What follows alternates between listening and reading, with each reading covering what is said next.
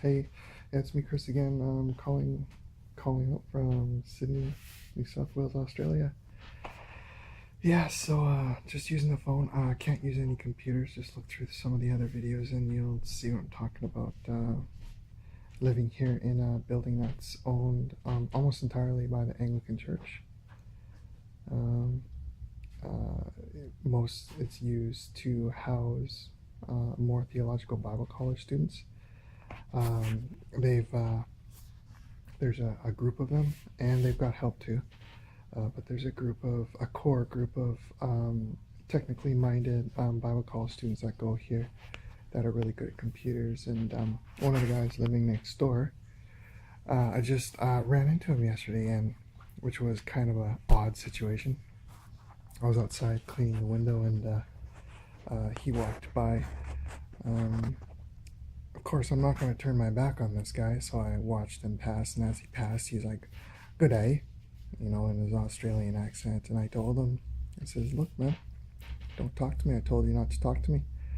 So, why did I say that? Well, for 2 years now, he's a computer science guy, a mathematician that graduated from Adelaide University, and since he's been here, um, in that room, I'm guessing in that room is the jump off point for attacks on our computers and our wireless, our networks, and now our network video recorder for surveillance. It's a closed building. There's just students that come here and a few other people. There's a shady guy who lives here as well. He's apparently says he owns a web browser making company, but I doubt whether that's his legitimate primary interest. I'm guessing he's got a secondary interest that is far more lucrative. You can take some guesses at what that might be. He's a pretty dishonest guy, as well as a lot of the Bible college students that go here, and it's difficult to live in a hostile, toxic environment like that. But problem is if I leave, they're just going to mount their attacks against another innocent person, and I can't do that. I mean, can't leave and then have some innocent single mom move in here, and then all her shit's getting destroyed, all her computers are getting destroyed, and then she freaks out, has a nervous breakdown, and leaves because she can't handle it anymore. It's a really toxic environment. They harass, they bully, they gang up on people. Like for example, he'll tap at the wall. He'll tap on the wall or on the stairs, or he'll play drums on the stairs. And if you look, the stairs are bolted right into the wall. So when you tap on the stairs, it's a brick wall. So when you tap on this wooden stairs, it goes ting ting ting, and it just reverberates right through the wall, and it's like being right there.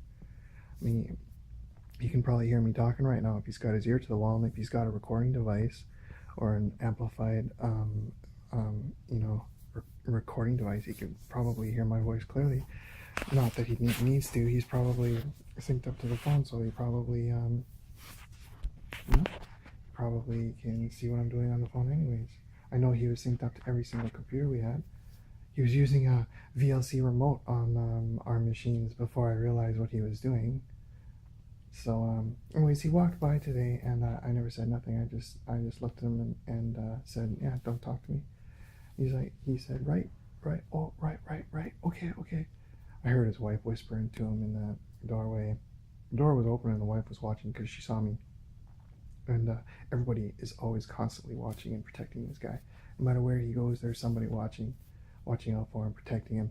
For a while there, actually all the time, he gets an escort to and from his unit. The reason they say is because I'm dangerous. They say I'm not, and it's a fallacy. I've never ever given any reason for anybody to say that. They say that because it suits their purpose. Because I told the authorities, I called the police, and I told the authorities that they were breaking into our home, that they were breaking into our computers, that they were accessing all of our computers, even though they were air-gapped and nobody cared. But because they're Anglican, because the Anglicans are connected and rich, well, nothing happens. Premier Baird New South Wales Premier is Anglican. One of the guys that came here, I've said before, one of the guys that goes to this college and has been going for 3 years now, he'll be graduating next year or this year. He's Anglican, and he was a student minister at the same church that Premier Baird goes. Premier Baird is an Anglican. This guy is an Anglican, student minister at the same church. Next door neighbor computer guy is an Anglican. Rufus Black, who is a big supporter of metadata retention, is an Anglican. And they got this huge technology push in Australia right now, where they're really trying to push technology and they're really trying to push the need for it. I don't think these guys have any interest, these attackers have any interest in Bible college. I think that they're just going to finish their degree. It's going to be like a badge of trust, and they're going to move on to bigger and better things, probably working for the government in some freaking digital hit squad for Muslims or activists or journalists or people that they want to destroy. See, with this attack that they've got, I've never seen it before, but it's similar to, like I said in other videos, Patrick Stewart attack. They can attack any computer. Anything. They can take anything they want, and since they're going underneath the radar, since they're hitting the hardware directly, they're not using the operating system, they can take anything they want without any intrusion detection, without any problems from firewalls. They go underneath all that, and they take whatever they want, and they leave absolutely no evidence of their presence, that they were even there. They sneak in like little sneak thieves, like they sneak into your room at night and they rape the crap out of you. Same thing, they sneak into your computer any time of the day and they rape the crap out of your data. Nothing that you can do about it, unless they show evidence that they've been there, which is what they did to me. Pissed me off. To intimidate, to threaten. We're in your machine and there's nothing that you can do about it, and nobody believes you. It's a threat. It's terrorism. It's toxic. And that's exactly what these people are. So when I said, no, I don't want to talk to you yesterday, he didn't seem to mind. Why? Because the argument they're going to build is probably that he doesn't want to talk, he won't interact with us, and why should I? For 2 years they've been attacking us and harassing us with computers and other situations and events, and it's no excuse for that, especially from Christians. But they've got to build a case, because I've documented it all, gone to the police. So they got to make me look bad. They got to make me look like I'm the problem. And lots of things I could show you, and I will, probably if I ever get a chance. But the point is that these people are going to be ministers. They're going to be running churches, and they are some of the worst people I've ever met. They're worse than organized criminals, because organized criminals can't hide behind a huge church unless they're organized criminals in that church. So these people are just organized criminals. You know, they're the worst kind of criminal, especially since they hide behind Jesus, and half of them probably, I doubt. I was talking to one girl, she's married to another guy here that was a big bully. He threw his weight around like he was King Kong. I heard her talking to her kid who was 2 years old, and she says, oh yeah, bleepity bleep. There's nothing happens after you die. When you die, that's it. That's all. No more. And the little bleep, little guy goes, yeah, nothing happens after you die. Well, I don't know what she meant by that, but it didn't seem like that was kind of doctrine they teach in church. I mean, you know, I thought Christians were supposed to believe in heaven or something.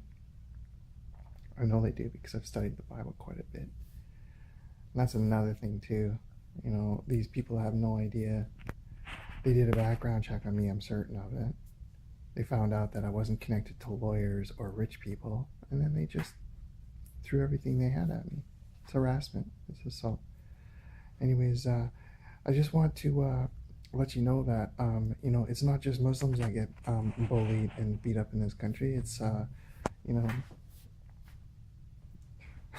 funny looking bearded white guys too. So Australia is a strange batch. Anybody who thinks that this place is, you know, like an oasis in the desert, just maybe think twice, and maybe your own home is not so bad. For certain, visitors to Australia really must be aware of communications and computers, because around every single corner in this place is a thief, and a data thief also. So And just a warning out there, and be careful, and realize that no matter where you go, no matter what you do, there's always bullies, and there's always people that are connected, and there's always people that are going to get what they want. What can we do about it? Well, I don't know, but hopefully there's some smart people out there that can do something about this in Senra, this really nasty computer attack that these Anglican Bible College students are using. Because if it gets out there in the real world, and if they use, I'm sure they've been using it already for a long time, but a lot other people will be hurt. So yeah, so let's get on that. Cool.